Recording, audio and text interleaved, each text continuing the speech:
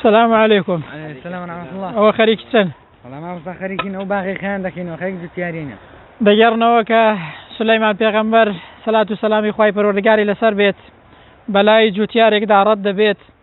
ئەو جوتیارەیە زۆر سەرسام دەبێت بەو مڵک و ماڵ و دەسەڵاتەی کە بە ئالی داود دراوە. بۆیە لەو کاتەیەدا دەڵێ سوبحان الله. سولەیمان پێغەمبەر لە لای جوتیارەکە لا دەدات و پێی دەڵێت سوێن بە خوای پەروەردگار، ئەو سوبحان اللهی کە تۆ وتت لە لای خودای پەروەردگار گەورەترە لە هەموو ئەو مڵک و ماڵ و دەسەڵاتەی کە بە ئالی داود دراوە. کەواتە ئەی موسڵمان سوبحان الله و زیکر و یادی خوای گەورە بەکەم مەزانە، چونکە لە لای خودای پەروەردگار زۆر گەورەیە و بەرزت دەکاتەوە لە لای پەروەردگار.